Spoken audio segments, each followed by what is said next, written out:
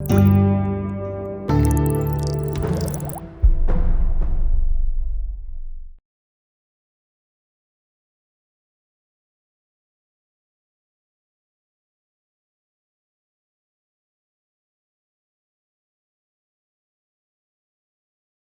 evening, everyone. Thank you so much for coming tonight. My name is Aishwini Lama, and I'm a program officer here at the Japan Foundation, Toronto.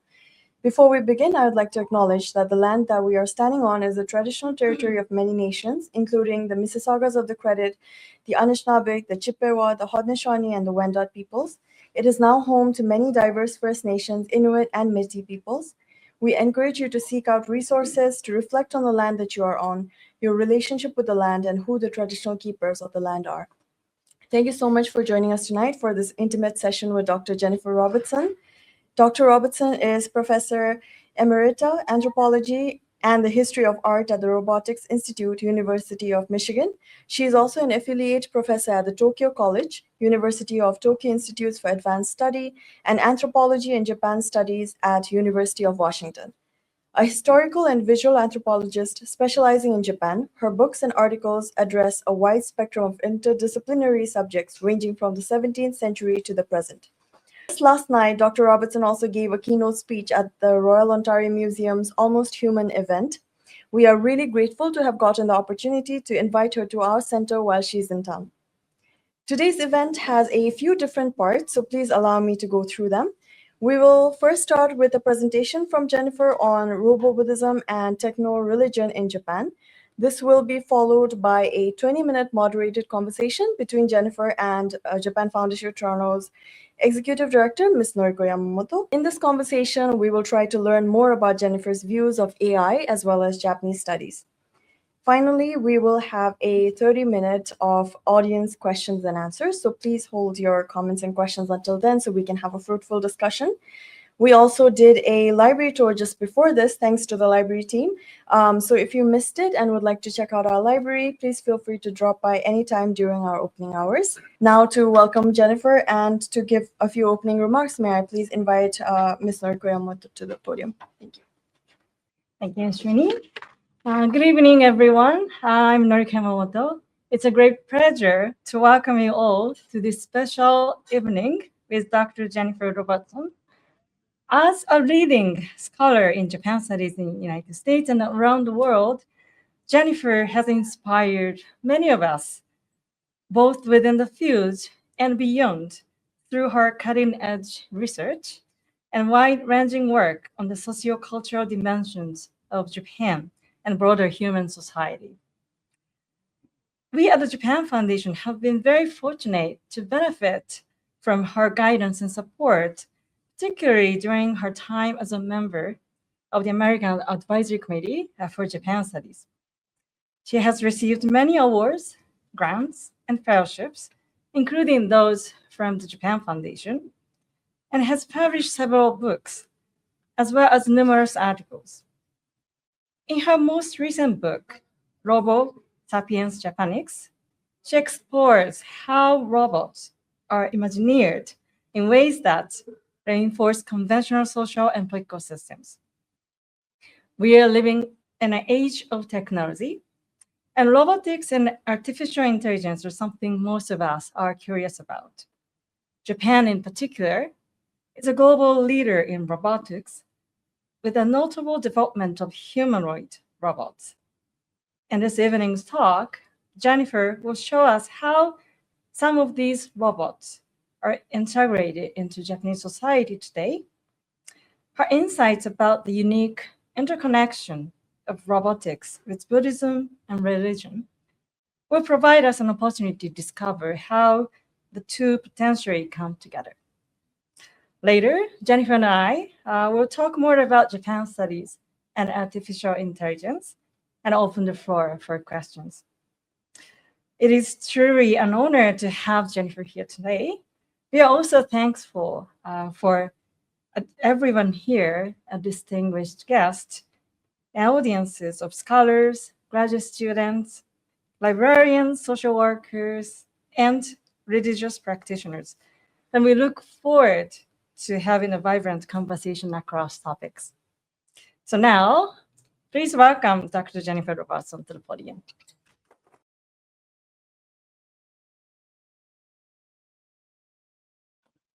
Thank you very much, Yamamoto-san, for your very kind and generous introduction. And it's a great honor to give a presentation at the Japan Foundation.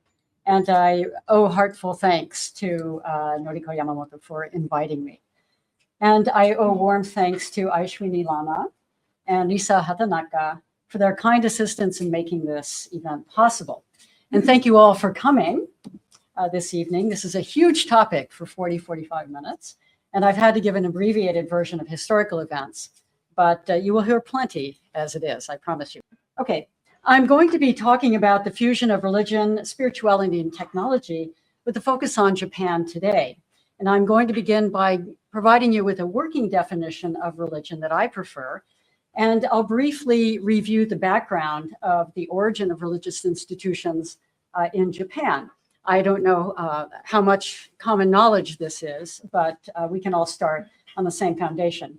But my main focus is going to be on the intersection of technology and religious practices today in Japan. Now, the word religion tends to be used as a self-evident term. That is, as if everyone already knows what it means, but it's actually quite difficult to define. And I've opted to use a working definition of religion proposed by Alex Deegan, a scholar of law and religion at the University of Technology in Australia. This is a definition that is both very specific and very broad, and I'm going to paraphrase it. So religion is a set of systemic beliefs in relation to a transcendent being, a thing, or a principle. Practicing a religion involves engaging in formal or informal conduct to manifest those beliefs in private or public interactions. Although religion may be exercised individually and privately, there should be some kind of community which regulates and systematizes the set of beliefs and related practices. Now, this working definition of religion is broad enough to include monotheistic and non-monotheistic religions, indigenous religions, as well as communal versions of secular movements like New Age spiritualism. It focuses on an intrinsic connection between beliefs and how those beliefs are put into practice, including through technologies. Deegan's definition is also effectively multi-ethnic and multicultural in coverage and acknowledges, for example, the close correspondence in Japanese culture, certainly historically, between the two main religions, Shinto and Buddhism. So let's take a closer look at Shinto and Buddhism. Now, as you can see in this chart, the number of Japanese who practice a religion exceeds the country's total population by 40%. This is because Japanese are free to mix and match religious practices, and most identify as both Shinto and Buddhist adherents. And yet, in recent polls, 75% of Japanese claim to be without religion, mushukyo, because they don't identify themselves as members of any one particular religious group. And as we'll see, most Japanese engage in both Shinto and Buddhist rituals and festivals that they regard not as religious per se, but as an intrinsic part of Japanese culture and its traditions. These practices include Shinto and Buddhist blessings and prayers for any number of needs, from good health to financial success. Shinto is generically described as the indigenous religion of Japan, although it's been modified by social and political events and institutions throughout the course of Japanese history. An animistic religion, it embraces the belief that deities and spirits called kami are present in all aspects of the human and natural-made worlds. Some kami are cosmic forces, others reside in trees, streams, rocks, and animals, as well as in dolls, teacups, and cars, among other things. Now, unlike major institutionalized monotheisms, namely Judaism, Christianity, and Islam, Shinto is not founded on a complex metaphysical and theoretical base. At the core of Shinto beliefs is a concern for the notion of symbolic purity and pollution. Shinto is also focused on celebrating life, good fortune, and fertility. So Shinto prayer services focus on purification or cleaning an object or person of all negativity and evil influences. They focus on safety while at work or driving, on good fortune, to invite luck and ward off misfortune. And Shinto prayer services also focus on harmony within the family and workplace. And these images show you how one approaches a Shinto shrine. Many of you are probably familiar with this, but when you come onto the premises, you symbolically cleanse yourself by gargling and also washing your hands. You approach the shrine, you ring the bell, you clap your hands twice, you throw money into the till. How much is your business? Once inside, you clap your hands again to summon the spirits, and you will notice, as many of you already know, that there's a mirror on the altar and not a figure of a religious personage. And this is the idea that the mirror reflects back the truth, and ostensibly you in your prayer mode should be a part of the production of truth. And kami also reside in mirrors. Many people have kamidana, or the Shinto altars in their homes, especially those who are involved in some kind of entrepreneurial activity. But many people have them just to maintain success and harmony within the household. Shinto also celebrates fertility. And this is an image from a phallic festival in Niigata Prefecture. And here's a shrine I visited last November, the Jinja in Tokyo, of the pregnant tree, which has been celebrated as a fertility symbol for women eager to give birth. Buddhism originated in North India in the 5th century BCE. And from the 5th century Common Era on, there was a lot of immigration from China and the Korean Peninsula to Japan, which profoundly influenced the social, material, political, intellectual, and cultural life of the Japanese. Buddhism was introduced to the Japanese in the 6th century by the newly established imperial court in Western Japan. Now, the animistic practices in place before the arrival of Buddhism didn't have a name until the arrival of Buddhism, and they were called Shinto to distinguish them from Buddhism. The earliest Buddhist temples were attached to Shinto shrines, and over time, the two religions became integrated or syncretized. Shinto kami were linked to their Buddhist counterparts. Now, Buddhism teaches that all things are in a constant state of flux, including the self. Suffering comes from egotistical cravings, so it's necessary to extinguish the ego by following the Eightfold Path, as you see here in the slide, to know the truth, to free your mind of evil, say nothing that hurts others, work for the good of others, respect life, resist evil, practice meditation, and to control your thoughts. Advice that's very good for certain politicians in the United States today, and that's the last thing I'm going to say about the country to the south. Okay. Now, in this way, one can be released from the grip of egotism and egoism and become free of illusion and attain nirvana, a state of bliss. There are two main streams of Buddhism, Mahayana and Theravada. Mahayana represents about 62% of Buddhists worldwide and is the stream of Buddhism in Japan. It has a this-worldly focus and offers a way to salvation or nirvana for everybody. Buddhist priests also can marry in Japan. Theravada, on the other hand, represents about 38% of Buddhists worldwide, and it has an otherworldly focus. It emphasizes monastic and celibate life for priests. In both streams, it's worthwhile noting that women can be priests, although in both streams, they remain a distinct minority. And I know you had a lecturer give a talk on Buddhist priests, female Buddhist priests, some time ago. The this-worldly focus of Mahayana Buddhism is evident in the centrality of bodhisattvas, who are enlightened, compassionate beings who postpone entering nirvana in order to save persons suffering on earth. Kannon is perhaps the most familiar and venerated bodhisattva in Japan. And further along, I'm going to be introducing a robot Kannon. Just to give you some idea of a Buddhist temple as distinguished from a Shinto shrine, this is Todaiji, built in the 8th century, and it has a gigantic 50-foot Buddha that you get a sense of the scale here. It's cleaned every so often. And until recently, it was the largest wooden structure in the world. The current one dates to the 17th century, and it was just actually renovated a couple of years ago. And finally, I want to introduce Zen Buddhism, which was introduced from China and spread during the 12th and 14th centuries when warring classes of samurai vied for supremacy and usurped power from the imperial court in Kyoto. The court was never overthrown, but rather used to establish the cultural legitimacy of the samurai overlords. Eventually, in 1603, a military clan, the Tokugawa, succeeded in unifying the country, and they set up their headquarters in the east, in what is now Tokyo. The Tokugawa regime was replaced several centuries later in 1867, when after internal battles, the imperial court was restored to power and relocated from Kyoto to Tokyo. So that was your whirlwind tour of Japanese history.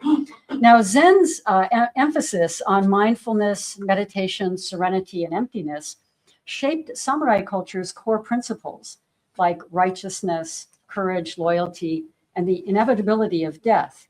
And Bushido, or the way of the samurai, was actually codified during the Tokugawa period when the country was at peace. And it was revitalized during the wartime period of the early 20th century. It actually represents more of an ideal than an actual practice, but that's another lecture. Okay, so let's fast forward to modern times. Zen Buddhist temples now have their own websites to disseminate their doctrines. During COVID, many temples live stream their services, as you see here, for parishioners who were stuck at home during the lockdown. But even before and even after COVID, interactive technology has also allowed more people to discover meditation and the convenience of attending Buddhist services from home. And here are several advertisements for online Zazen sessions that you can stream into your home.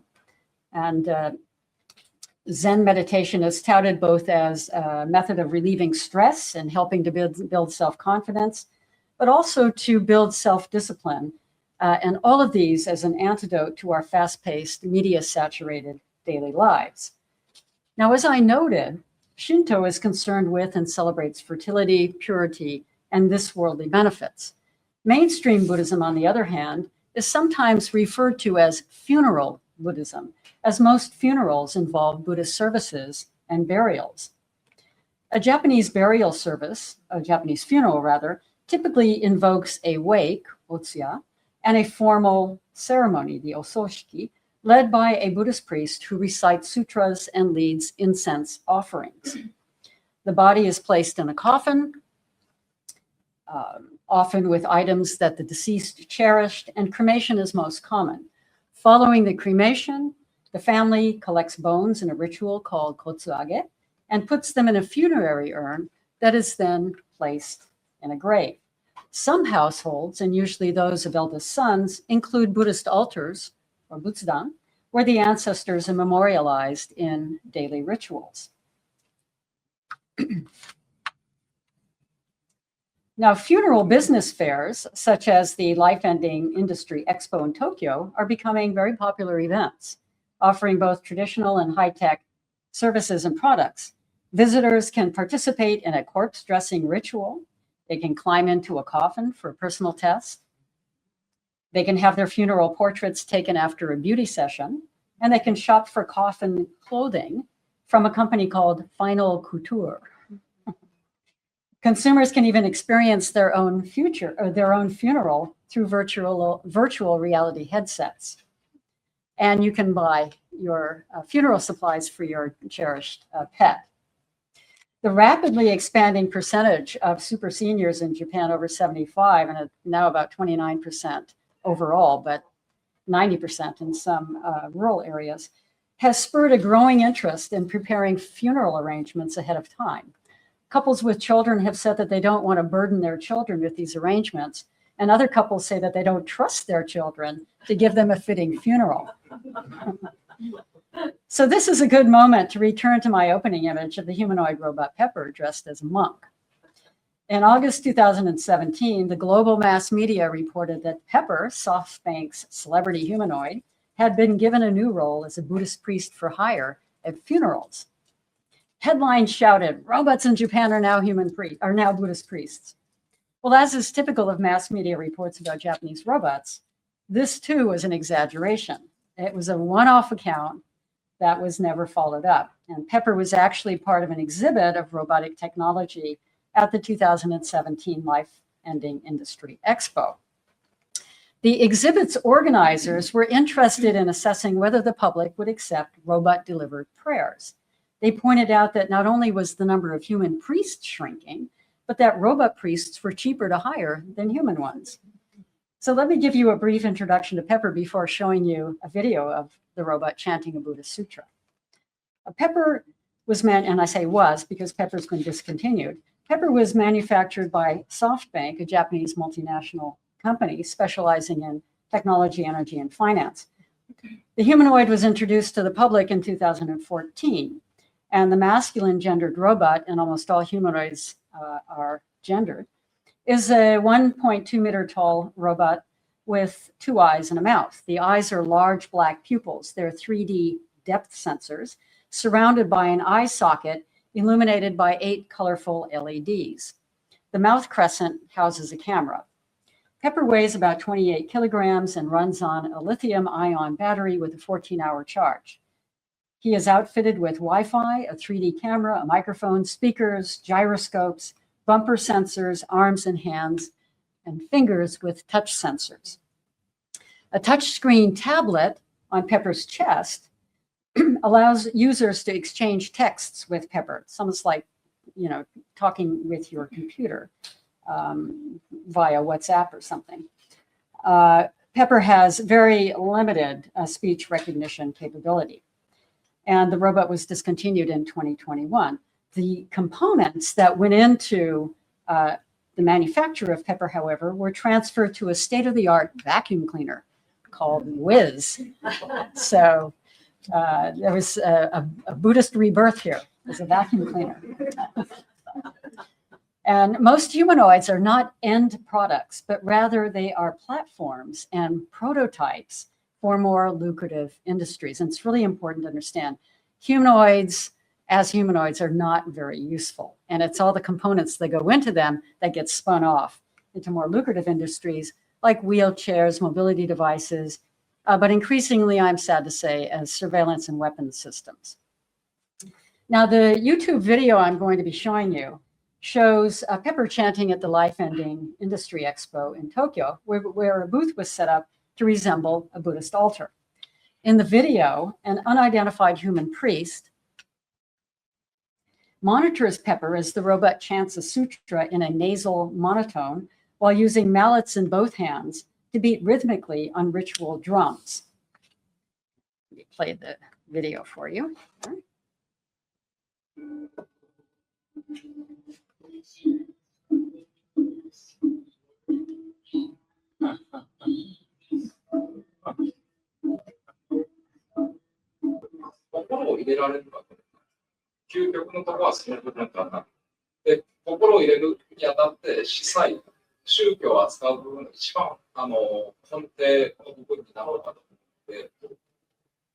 Okay, those of you who understand Japanese heard the priest explain that he's assessing whether or not Pepper is, quote, able to put kokoro into his performance, since the most fundamental aspect of religion that priests convey is kokoro. So let me give you a very brief overview of kokoro.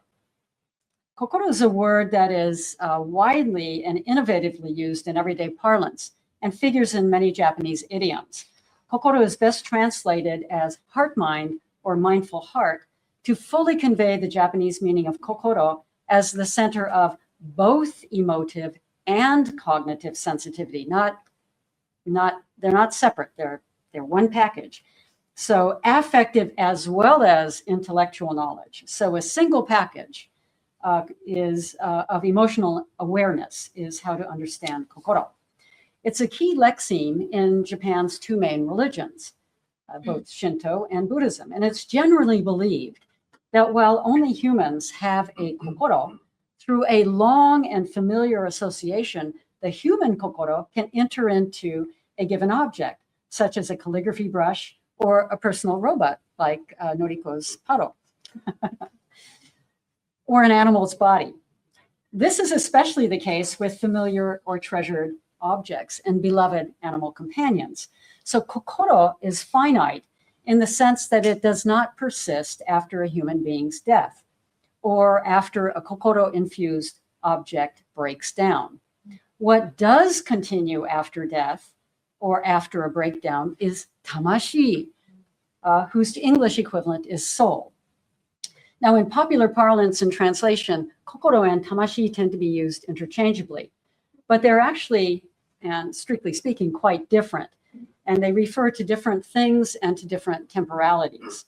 Kokoro, mindful heart, is part of or contained by tamashi, the soul, but it's extinguished at death, whereas the timeless soul persists. Now, let me introduce another Buddhist robot that was debuted in 2019.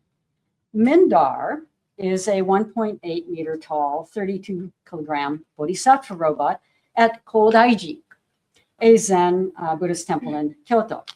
Mindar is identified on the temple's website as an Android Kannon, or android Kannon. And Kannon, of course, is the bodhisattva of compassion. Mindar has a smooth, cream-colored silicone face, neck, shoulders, and hands, but the rest of the robot's body consists of mechanical components. A camera is installed in the left eye to coordinate movements, and it doesn't really see, it just suggests eye contact. A metallic tube-like tiara helps to give the head a more human shape.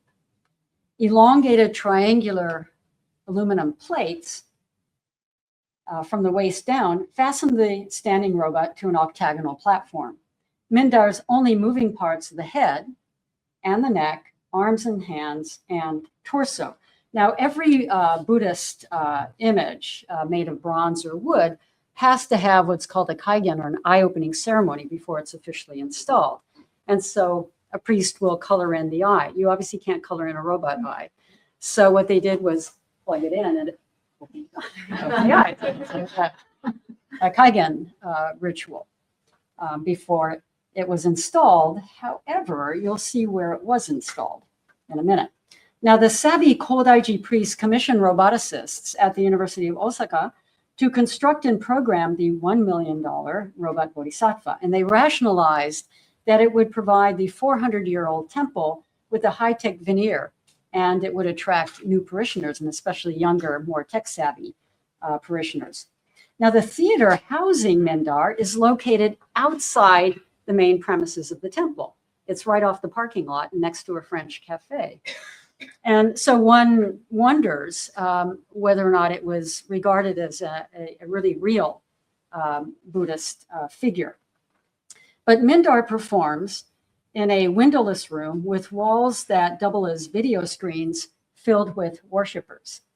The robot is programmed to respond to planted questions and to deliver a 25-minute sermon adapted from the popular Heart Sutra, the Hanya Shingyo.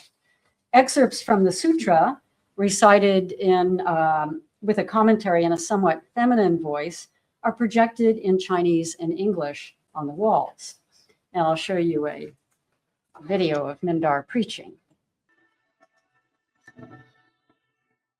お釈迦様が時に練られた中に空というの性がある。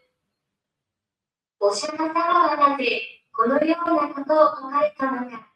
So I'll stop there. You heard kokoro te asu. It's all about how to alleviate suffering. And the question was, is it easy to alleviate suffering and whatnot? But you get a sense of part of this 25-minute service. Now, the Kodaiji priests rationalized the presence of Mindar by explaining that, and I quote, according to traditional teachings, Kannon has transformed into various forms over the ages to help people understand Buddha's teachings. And now Kannon has changed into an android, end quote.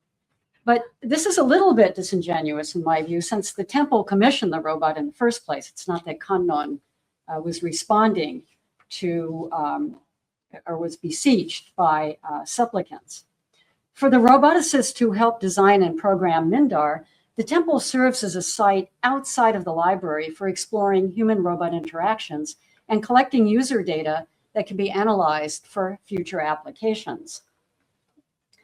Now, I want to point out in this connection that lab-based roboticists themselves have used the image of Kannon to highlight the many uses and applications of robotic components.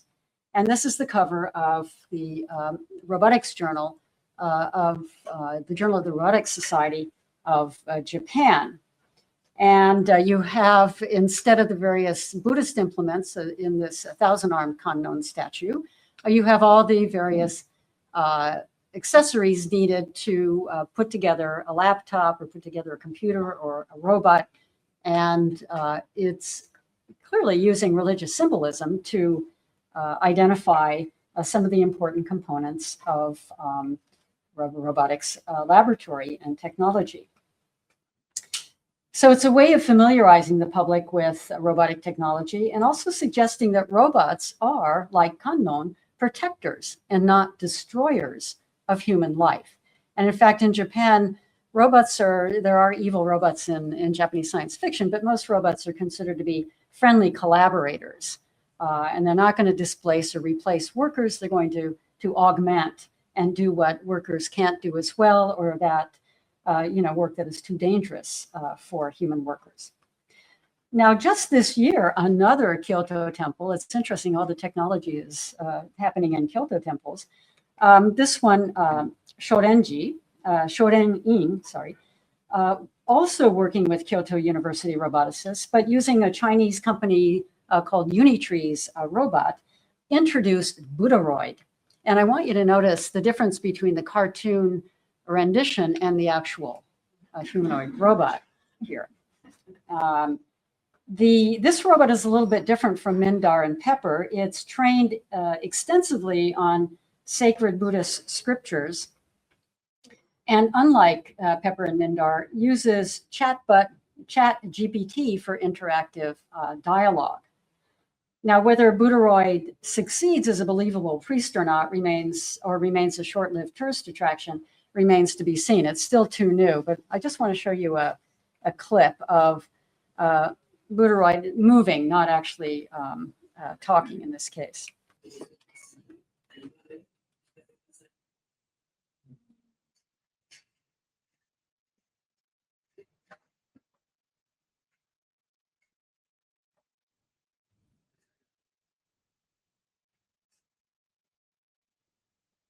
And the priest then says, how do you feel about being a Buddhist priest and whatnot?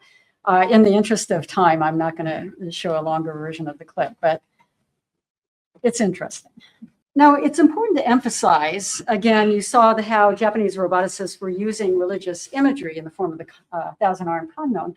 It's also important to emphasize that Japanese roboticists are also products of their culture, and they take for granted many syncretized Shinto and Buddhism-based everyday practices and rituals, such as having a new car blessed at a shrine, or hanging a safe driving amulet in their car, or offering up a votive tablet for some sort of success. In this particular case, the Emma, or the votive tablet, is for the deities to help you get into the university of your choice. You can also, the roboticists also converse with their deceased relatives at home who are embodied in these memorial tablets called ihai. So people tend to forget that even though they work in a lab and they're scientists, they are also members of a society in which these rituals are taken for granted. Now, these practices, as I suggested earlier, are viewed less as religious rituals proper and more as part and parcel of Japanese cultural traditions. Now, getting back to technology, the priests of one Buddhist temple, Daigoji, also in Kyoto, it's a UNESCO heritage site, have taken the ultimate step in distinguishing themselves as technologically advanced. They teamed up with a Kyoto University-based space tech startup, TerraSpace, which specializes in miniature satellites. And the whole idea was to launch a so-called Space Temple communications satellite. The project was first publicized in February 2021, and the temple crowdfunded to help raise money for building, testing, and launching the satellite Kum Space Temple. All very, very expensive undertakings. The actual launch was supposed to have happened in 2023, but it's been delayed, and then there was a failed launch in December 2024. And so the Space Temple has yet to be launched. Everybody's waiting with bated breath. Now, similar to the rationale behind Mindar and Buddharoid, the religio-spiritual purpose of the Space Temple is to attract new parishioners and to retain existing ones by offering novel high-tech and robotics-based services. The practical purpose of the Space Temple satellite is to communicate between the temple and small branch temples in mountainous areas that have no mobile phone reception, and especially during times of disaster. So there's a practical side to this as well. Now, once the Space Temple is launched and put into orbit, a Space Temple prayer system will be activated. And prayers are registered online at Daigoji, and they're sent to this, this transmitter and uploaded into the cloud to the Space Temple, which of course doesn't look like this at all. So you have to register your prayer online first, and then it's wired for storage in the cloud, so to speak. Now, what you see on the left is the home page of the Space Temple. And inside the boxy satellite is a statue of Dainichi Nyorai, the cosmic Buddha, and also two Buddhist mandala paintings. The satellite is actually very small, measuring about 20 centimeters by 30 by 10 centimeters, and much, much smaller than the mock-up that's on display at the temple. The satellite temple has a lifespan of about 5 to 10 years, after which it will enter the Earth's atmosphere and burn up, effectively becoming a cosmic cremation. And on the temple's website, the priests reassure environmentalists that this cosmic creation will ensure that the satellite doesn't become part of the vast field of space junk that's orbiting Earth. Now, Daigoji priests also offer Space Temple memorial services. And of course, this is planned for once the satellite is actually orbiting the Earth. A portrait and posthumous Buddhist name of this deceased relative is going to be converted into digital data. And then when the satellite is actually in orbit, it will be uploaded to the Space Temple. And as a result, the priests declare, and I quote, "The deceased will travel into space and become a spirit astronaut."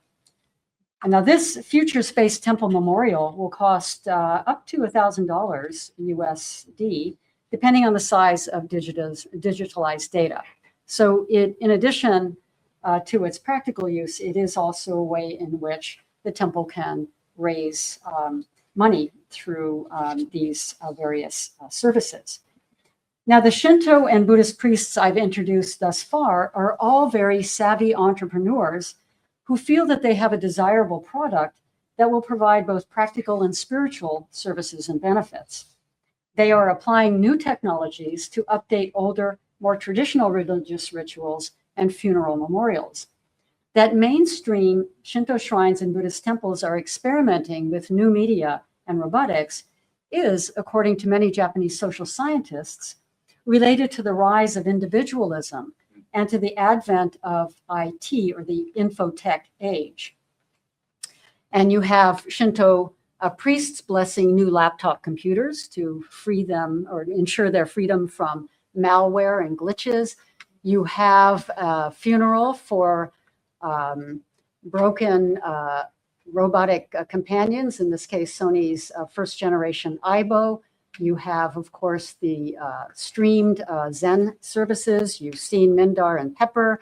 You can also buy digitalized amulets from the Mindar website. Many services are already being streamed, and of course, then the space satellite. Now, temples and shrines are less and less the center of communities in Japan and neighborhoods, and many shrines and temples in depopulating urban areas are falling into disrepair. Many have gone bankrupt, and I show you here the dilapidated state of some rural shrines and temples. 93% of the Japanese population of today, 123 million, live in urban centers. And Tokyo is especially crowded.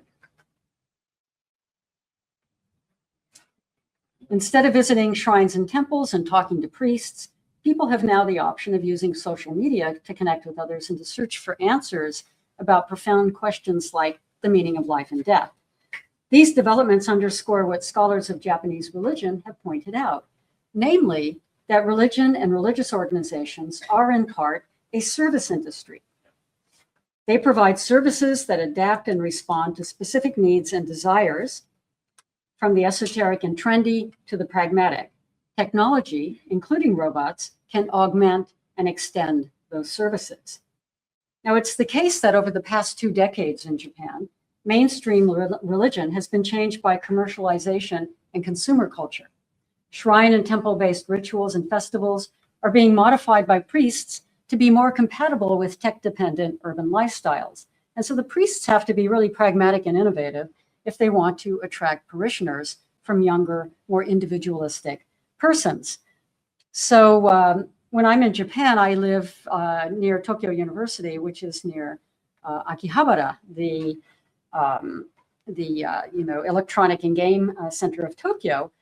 And in recent years, the Kanda Myojin, the main shrine there, has invited people with Sony's robot dogs, Aibo, to celebrate the children's festival, 753, Shichigo-san, for children aged 7, 5, and 3. And so every year in November, the people with Aibo show up for this ceremony because there are fewer and fewer families bringing their children.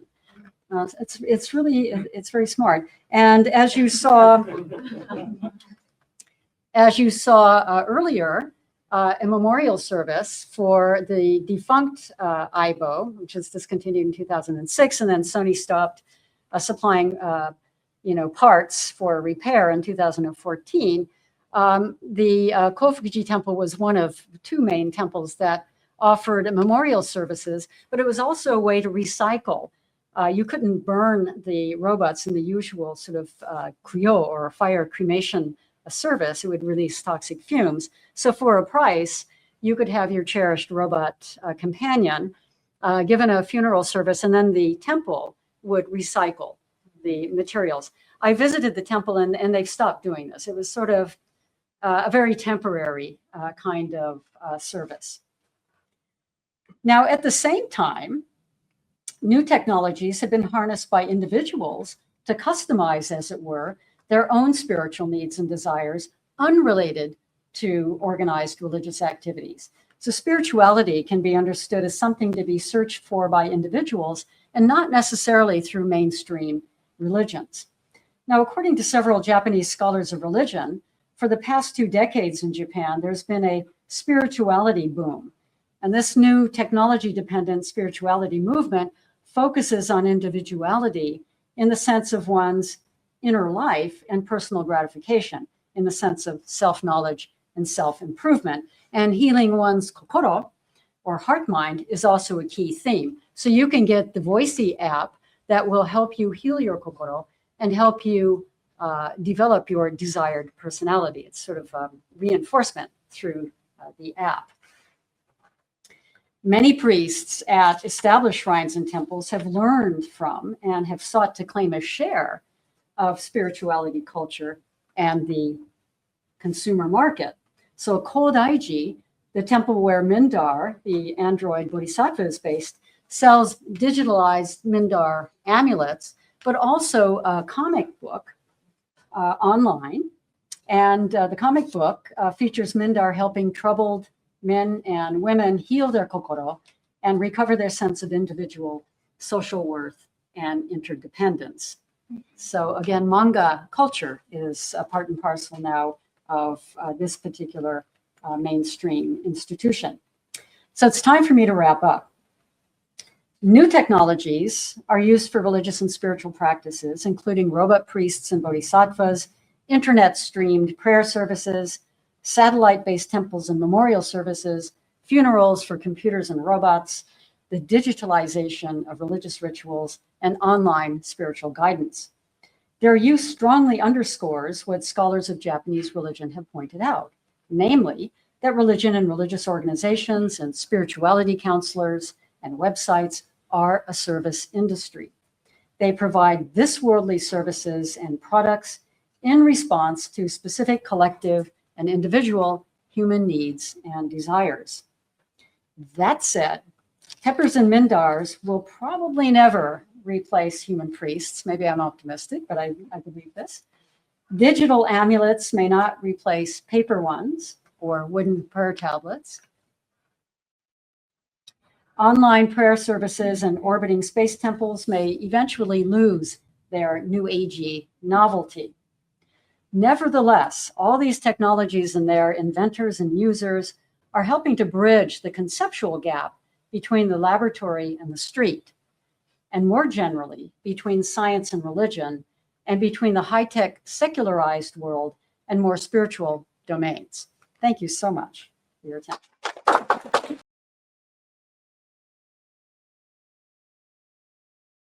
Thank you, Jennifer, once again for your wonderful, brilliant, and insightful talk today. So I'm so honored to have some questions to ask for you. So let me begin with about your work about the Collider City, which is the suburb of Tokyo, and then also the place I used to live when I was a graduate student. And so could you share a little bit about your introduction to Japan and then how that has shaped your work? Sure. I'll just run through a few slides. I was involuntarily taken to Japan by my parents when I was 4. And they sort of went, they were interested in collecting Japanese ceramics. They're both artists. And my father went first, and my mother and my brother and I followed on a boat on a trip that took 2 weeks, and I will never take a cruise again in my life. But we ended up living in Kodaira, which is in the middle of Tokyo Metropolitan Prefecture. And this is what it looked like in the roughly 1957-ish. Yeah, it's showing my age. Our house was in this area back in here. Yeah. And these are some images from that time. I didn't have time to actually go through all our albums and to upload them, but this is right near the Kodaira station, actually. And this is one of the main streets in Kodaira, probably way before you moved. This is our house, which was actually built by, Western style house built by one of the major industrialists of Southeast Asia, Inoue Masaji, whose wife was the first female president of Nihon Joshidai, actually. And he had friends who were Chinese revolutionaries, the former King Gojong of Korea, and Inukai Tsuyoshi, former prime minister, was his friend, and they all had a calligraphy club at this house. This car here, some of you car aficionados may recognize the Henry J, made by the Chrysler Corporation. Yeah, my father got all these old cars from people who are returning to the States, and this one lasted about 2 weeks when he took it to a garage and discovered that the axle was only holding together by rust. It's very dangerous. Anyway, also on the property, which had a big chestnut tree orchard, a couple of hectares, and there was also an older Japanese house here, the people who farmed these dry fields. My father's studio And here I am at 5. My brother runs the studio, and he had quite a few exhibitions at various galleries in Japan. This one at Takashimaya, but mostly at the Yosedo Gallery, print gallery in Ginza.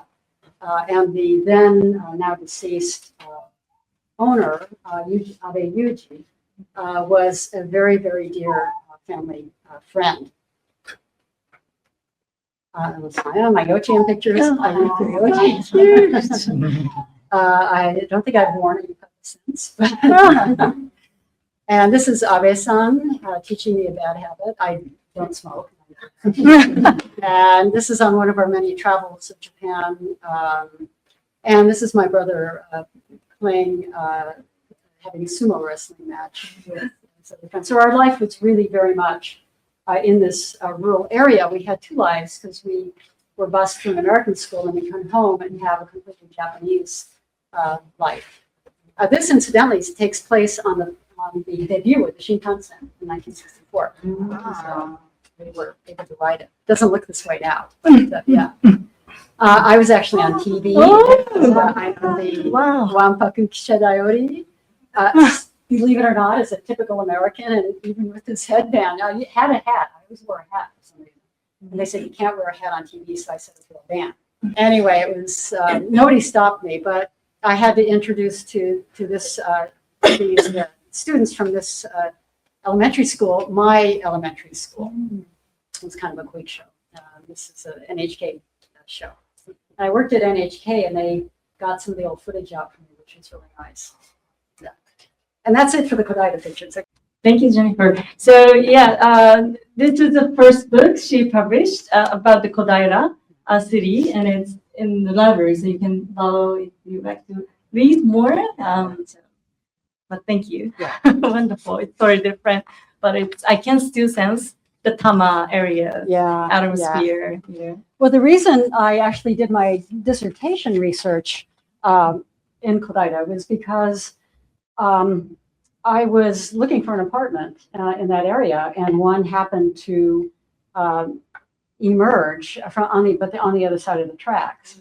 And so it was really lucky for me, because at that time, Kodaira was trying to figure out how to retain a fixed population so they could develop a viable tax base. And they were the ones who really came up with the idea of furusato and furusato zukuri, or making a furusato. And Kodaira at that time still had a very agriculturally active native sector. And that's why my book is titled Native and Newcomer. And the city leaders used the presence of the native sector to sell newcomers on the historicity of Kodaira. It's a place that has a long history. You can buy fresh produce from these farmers. It's a self-sufficient community. And so my book is about how Kodaira goes about creating a new furusato for itself. And also at this time, Tokyo was doing the same thing. Some of the other communities and cities in the prefectural area were doing the same thing. So furusato was a widespread phenomenon in Japan that time. Even domestic economic policy, the Furusato One Product Program project that had each community developing a special product that would become a tourist item and help to bolster community finances. So that's how I got started in Kodaira. It's really, unfortunately, all my childhood allergies came back as an adult. So before I finished my dissertation, I had to move into Tokyo, central Tokyo.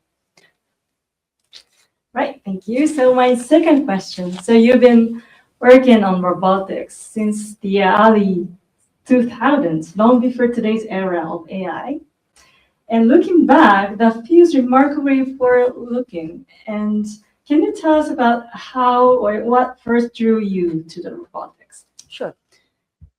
Well, as an anthropologist, and I know I have at least one former student sitting in the front here, I've always encouraged my students to go abroad, spend a couple of years to look around, put your ear to the ground, and become a barometer. Pay attention to what local people are saying, not what theorists are coming out with in academic settings. And so it was the same with Furusato. I was in Kodaira, but I didn't cotton on to Furusato until I realized that the post office is using it. Furusato Kozuzuni, Furusato packages, Furusato no Aji, the taste of Furusato, Furusato this, Furusato that. I thought, there's something here in Furusato. And same with my second book on Takarazuka. But the robots, by the late 1990s, when I was finishing my book on the all-female review theater, I started noticing all these mass media spots on robots. And Honda was coming out with Ashimo, its bipedal robot, and introducing it to the public. It is no longer being, they discontinued it in 2018. So I thought, okay, there's something about robots. And this is before AI. So it was all about robots that would enable the Japanese to avoid guest workers and avoid immigrants, and have robots take up any slack in the labor force. This still hasn't panned out, but that was the rhetoric at the time. So that's how I cottoned on to robots. And I remember my anthropology colleagues that are rolling their eyes, the robots schmobots, but who isn't writing about robots now, quite frankly? So if you pay attention to what people are saying, and if you're a Japan anthropologist and historian like I am, that's where your leads should come from, and don't wait until some more important person writes about it and then you add on and say, I'm filling gaps. No, put out the first document yourself. Very important. That sounds fantastic. Thank you. So now let me turn to Japan studies.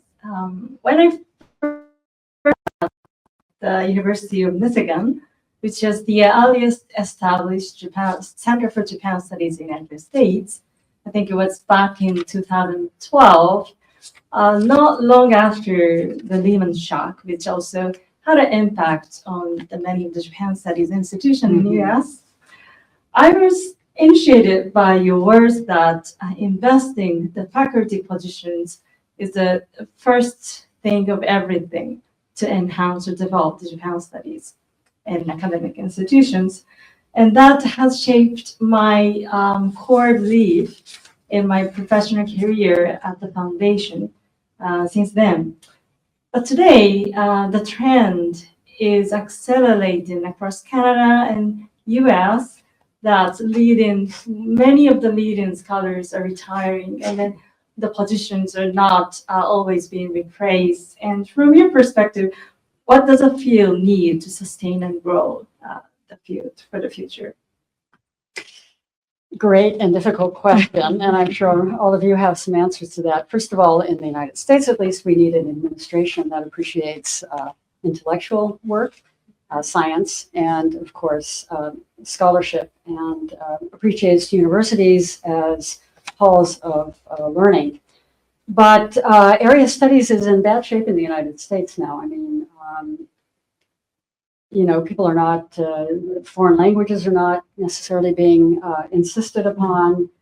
People are resorting to translation software, for example, to shortcut certain kind of research, but also established lines in area studies, Japan studies, for example, are not being renewed with the retirements.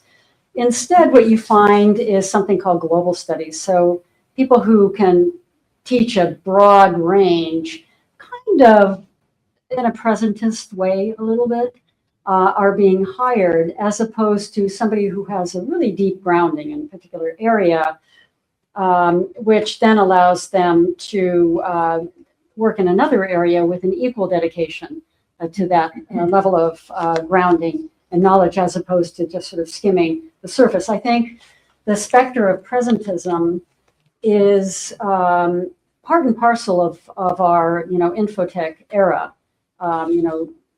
Analog coursework in libraries is not being pursued anymore. I think one issue, actually, as a Japan person, has been the presentism in the Cool Japan program, because if you only focus on manga and anime, you're always in the present in a way. And I have found a lot of very, what I call cultural studies light, LITE, kind of scholarship being done with very superficial, deep readings of a manga, but very superficial knowledge about the context in which the action in the manga is being played out. And of course, any manga writer can take a lot of authorial liberty. It's not, you can't confuse a manga with real grounded ethnography. So I think this is a little bit of a problem with Cool Japan. It focuses maybe too much on the gee whiz aspects of consumer culture. So I've really tried to push back against that in some of my classes.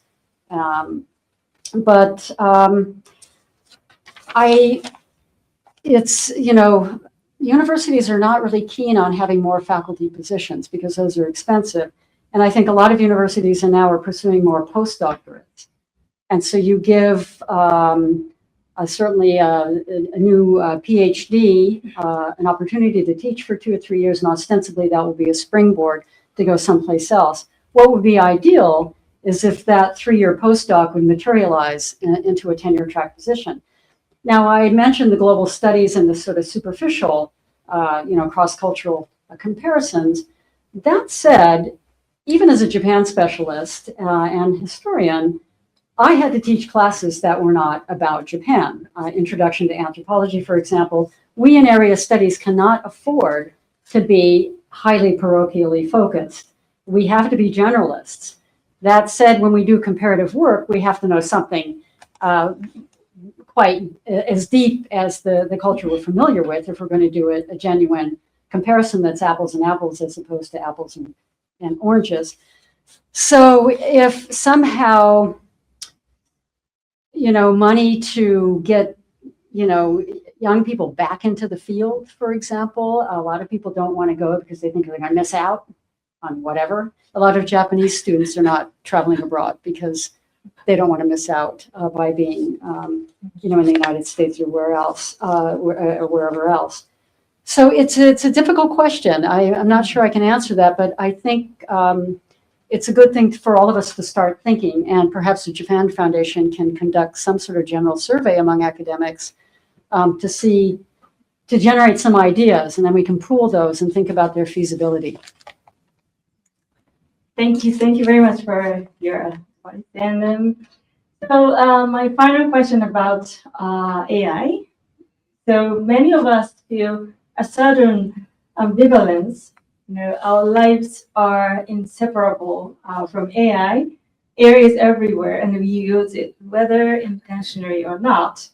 But at times that it can feel as though we are also being or even used by some systems that we don't know, or we don't fully understand. Mm-hmm. Where do you think this is all heading? And more specifically, what impact might AI have on the area studies, particularly outside of Anglophone world? I think the first thing we have to understand is that AI is simply a group of algorithms. What are algorithms? They are codes that are written in response, that are written to answer questions raised by computer scientists in a laboratory setting. Okay? And so they create and categorize new data that allows a computer or a robot to seemingly operate automatically. The technology is very good at pattern recognition. But pattern recognition is not the same as knowledge making. It's not the same as intelligence. And so we have to, and I have on my LinkedIn website many articles that help us use a language that circumvents the anthropomorphization of AI. We don't even know what human intelligence is. It's a variety of forms. And what does it mean to be artificial?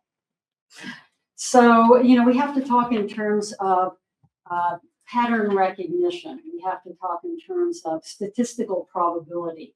There's functionalities as opposed to capabilities. Stop using terms that are more relevant to human beings and their incredible, brains and central nervous systems, and look to see what these highly controlled plagiarizing machines are actually doing. And if you think about it, it's kind of scary. This labor of data collecting is entirely unpaid. We're the product, guys. Okay, So even when we do this Google CAPTCHA, it's to prove that you're not an artificial agent, right? But you're forced to train Google's image recognition system for free. We're not getting paid to answer these CAPTCHA questions. So at every level, contemporary technology is deeply rooted in and is dependent on the exploitation of human bodies. And what is really troubling is the hidden labor behind what seems to be a purely automated system. All these data that are collected, it's like the call centers in Bangalore and the Philippines and elsewhere. They go to individuals who are getting lousy pay, no benefits, horrendous working hours, and easily dispensable, who are coding, categorizing, and labeling these data that go back into AI training, which is why so much of the images that come up, if you say search for American leaders, all of these, white guys come up instead, whole spectrum of individuals, because it's simply not collected. And that's just a trivial example. But all the tagging and labeling of thousands of hours of digital archives are simply for the sake of feeding these networks. And the cloud looks nothing like the cloud. These gigantic data centers are being built in what could be farmland for self-sufficiency. They suck up the groundwater, they tax the grid, and now the tech bros, 4 of them, I think you know who they are, within my part of the United States and the West, are building their own nuclear reactors so that they can run this operation. These are some of the companies that have $1 billion budgets, bigger than the GNP of most countries. And actually very close are some Japanese companies, NEC in Japan, which started with cash registers and now makes robots. It is one of the major data collectors and data purveyors of face recognition and voice recognition and surveillance technology. And they supply the New York Police Department with face recognition software. And just one thing I wanted to point out, Sony's cute Aibo robot dog, second generation, brought out in 2018. Sony hooked up with Secom, which is the largest security company in Japan, to create the Aibo Patrol. And you see Aibo here, police hat on. And this is a service based on the concept of secure attainment. So it's fun, but a sense of security while living with Aibo. This is Aibo's first real job. Now, this cute robot dog can only be operated by an app. You can program it. You can map your house, or you can walk around and bump furniture and things like that. But it is always taking pictures with its nose camera. And it digitalizes the pictures. And you can take pictures through Aibo, but Aibo is always taking pictures of you, recording your voice, recording your friends' voices, recording your home, everything on the wall. And that biometric information is being sold to Sony, which is why Aibo cannot be purchased in Illinois, Baltimore, because they have very strict laws against the collection of data, biometric data, and it's not sold in Europe. Only in Japan can you buy this sophisticated model. And of course, you have the My Aibo, Aibo Wi-Fi goes into the cloud and all gets parlayed into the data collecting factories. If you want an update, a very good book to put you on a learned platform is Shoshana Zuboff's book, The Age of Surveillance and Capitalism, which is the age we're now living in. So goodbye neoliberalism, hello surveillance capitalism. A couple of ways we can get around this, and I'm probably taking up more time than you wanted, but is to go back to an analog curriculum. And one of my colleagues at the University of Washington is fed up with students using chatbot to write their papers and has them put together these their own zines, basically. Usually these handmade magazines, and they can cover a whole range of topics. It's a very hands-on project. The students love it. And another one that I came up with, if I can have another 2 minutes, is it's a newspaper project. And I used this, I don't know if I used it when you were an undergraduate, but I had each student pick out of a paper bag a 6-month period, during which I knew something was happening in Japan that would be reported in the international newspapers. And so Michigan had all these facsimile papers, but also online. You can get a newspaper and actually turn pages. So their job was to see what was written about Japan during that 6-month period. Where were the headlines? Where were the advertisements? Were there obituaries of Japanese personages and whatnot? And it wasn't like write a paper about the Japanese education system. It was like, what was in these newspapers? And they had to choose 2 Anglophone newspapers and a magazine that you could buy, not a scholarly magazine, but at a grocery store or something. They loved the project, and as a result, I have like thousands of Xeroxes from all the work they did. And they had to put together a PowerPoint, performance, basically, and narrate it. And they said it was the best thing that they ever did at the University of Michigan, because it took them into the library. But even if we didn't have the bound volumes, they could find a real newspaper as opposed to look up a topic using Google. So there are ways we can use technology to develop an analog curriculum. And I think in addition to not allowing students to use the computer to take notes, have them take notes by hand, even though many aren't reading cursive. I told my students, you'll thank me 20 years from now when you have a brain. Because every time you form a letter, you are forming neural networks, and that doesn't happen. Okay, I've pontificated too long. Anyway. So thank you, Jennifer, and thank you so fast. everyone for the engaging discussion. It's really meaningful to listen. Thank you so much.